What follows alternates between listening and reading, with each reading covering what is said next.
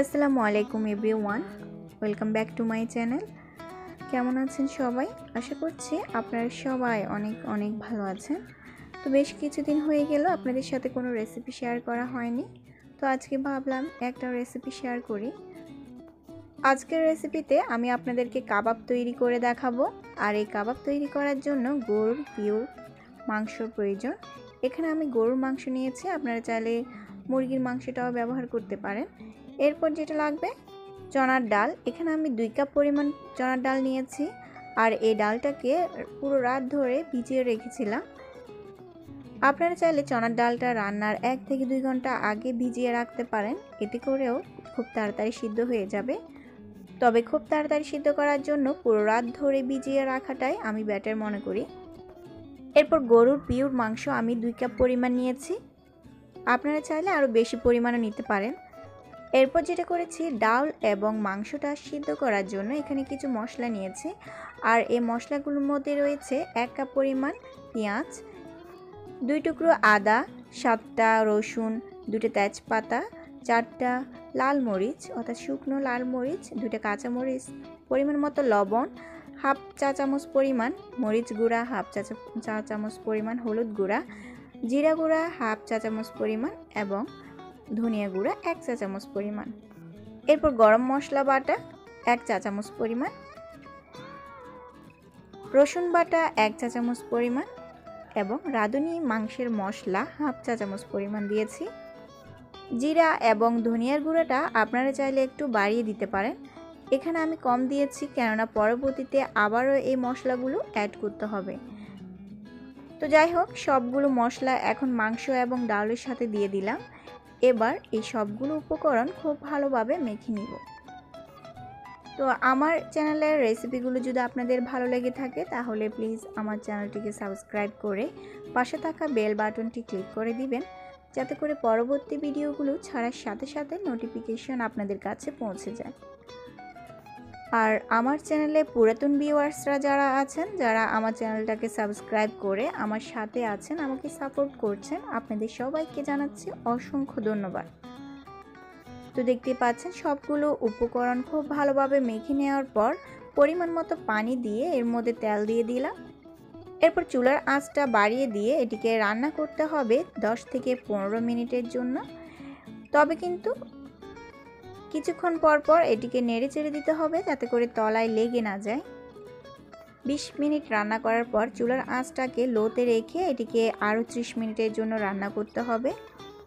ঠিক 30 থেকে 40 মিনিট পর যখনই দেখতে পাবো যে এই মাংসগুলো সুন্দরভাবে সিদ্ধ হয়ে গেছে, ঠিক তখন এটিকে নামিয়ে একটা সাইডে রেখে দিব ঠান্ডা হওয়ার জন্য।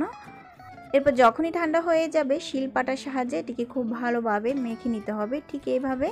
এবার যেটা করব, মেখে নেওয়া ডাল এবং মাংসের মিশ্রণটার সাথে কিছু মশলা অ্যাড করব। তার মধ্যে রয়েছে 1 কাপ পরিমাণ পেঁয়াজ কুচি, 1 চা চামচ পরিমাণ মরিচ গুঁড়া, পরিমাণ মতো লবণ, হাফ চা চামচ পরিমাণ হলুদ গুঁড়া, হাফ চা চামচ পরিমাণ সাদা গোলমরিচ গুঁড়া এবং রাঁধুনি মাংসের মশলা হাফ চা চামচ পরিমাণ, 1 চা চামচ পরিমাণ জিরা গুঁড়া এবং 1 চা চামচ পরিমাণ ধনিয়া গুঁড়া, 1 চিমটি পরিমাণ টেস্টি সল্ট। এরপর 1 চা চামচ পরিমাণ মরিচ কুচি, 2 টেবিল চামচ পরিমাণ ধনেপাতা কুচি। এই সবগুলো উপকরণ খুব ভালোভাবে মিক্স করে নিব এবং এই সমগ্র উপকরণ খুব ভালোভাবে মেখে নেওয়া হয়ে গেলে এটিকে ওই যে মাংসের মিশ্রণটা রয়েছে, মাংস এবং ডালের মিশ্রণটা, সেটার সাথে অ্যাড করব। এই সমগ্র উপকরণ খুব ভালোভাবে মেখে নিতে হবে এবং মেখে নেওয়া হয়ে গেলে এর মধ্যে একটা নর্মাল টেম্পারেচারে রাখা ডিম দিয়ে দিব। ডিমটা এই উপকরণগুলোর সাথে খুব ভালোভাবে মেখে নিব। এই কাবাবটি কিন্তু অনেক বেশি টেস্টি হয়ে থাকে। সেম প্রসেস ফলো করে আপনারা চাইলে মুরগির মাংস দিয়েও এই ধরনের কাবাব তৈরি করে খেতে পারেন, খুবই মজা হয়ে থাকে এই রেসিপিটা। এবার দেখতে পাচ্ছেন ঠিক এই প্রসেসে আমি ছোট ছোট আকৃতির কাবাব তৈরি করে নিব। হাতের মধ্যে সামান্য পরিমাণ তেল লাগিয়ে আপনারা চাইলে এই কাজটা করে নিতে পারেন। ছোট ছোট আকৃতির এই ধরনের অনেকগুলো কাবাব আমি তৈরি করে রাখব। চাইলে এই ধরনের কাবাব আপনারা ডিপ ফ্রিজে সংরক্ষণ করে রাখতে পারেন 1 থেকে 2 মাসের জন্য। এই কাবাব তৈরি করে ডিপ ফ্রিজে সংরক্ষণ করে রাখলে আপনি চাইলে যখন তখন ডিপ ফ্রিজ থেকে বের করে শক্ত থাকা অবস্থায় একটা ডিম ভেঙে নেবেন এবং ডিমের মধ্যে কাবাবগুলো হালকা চুবিয়ে এরপর গরম তেলে ভেজে নেবেন। দেখবেন এত টেস্টি, এটার স্বাদ কোনো অবস্থাতে কমবে না। দেখতে পাচ্ছেন অনেকগুলো কাবাব তৈরি করে ফেললাম। এবার একটা ট্রেতে পলি ব্যাগ নিয়েছি এবং পরিমাণ মতো এখানে সেট করে নিয়েছি। একটু ফাঁক ফাঁক করে রাখবো, যেহেতু আমি ডিপ ফ্রিজে এগুলো সংরক্ষণ করব। তো ফাঁক ফাঁক করে প্রথমে এই কাবাবগুলোকে শক্ত করে নিব। এরপর একটা এয়ারটাইট বক্সে ঢুকিয়ে সবগুলো কাবাব ফ্রোজেন করে রেখে দিব। তো দেখতে পেলেন একটু দূরত্ব বজায় রেখে কাবাবগুলোকে রাখলাম এই পলি ব্যাগের উপরে। একটা লেয়ার নিচে দেওয়া হচ্ছে এবং আরেকটা লেয়ার উপরে। তো এগুলোকে 6 ঘন্টার জন্য ডিপ ফ্রিজে রাখা হবে। তো যাই হোক, এই 2টা লেয়ার দেওয়ার পর লাস্টে একটা পলি ব্যাগ আবার উপর দিয়ে দিলাম। এরপর ডিপ ফ্রিজে সংরক্ষণ করলাম। আর কিছু কাবাব আছে যেগুলো আমি এখনই ভেজে নিব। তো দেখে নিন ভেজে নেওয়ার পর লুকটা। চুলায় পরিমাণ মতো তেল দিয়ে দিলাম এবং তেলটা গরম হয়ে যাওয়ার সাথে সাথে কাবাবগুলোকে একটা একটা করে দিয়ে দিলাম। একটার সাথে একটা লাগিয়ে দেওয়া যাবে না, এতে করে ভেঙে যাওয়ার সম্ভাবনা থাকে। তো একটা সাইড খুব ভালোভাবে হয়ে গেলে আরেকটা সাইড উল্টিয়ে দিব। এই কাবাবগুলোকে কাঁচা অবস্থায় উল্টাতে যাবেন না, এতে করে ভেঙে যাওয়ার সম্ভাবনা থাকে। তো 2টা সাইড খুব ভালোভাবে হয়ে গেলে এটিকে নামিয়ে নিব। গরম গরম থাকা অবস্থায় এটিকে টিস্যু পেপারের উপরে দিয়ে দিব। এতে করে বাড়তি যে তেলটুকু রয়েছে সেটা তেলটুকু টিস্যু পেপার টেনে নেবে।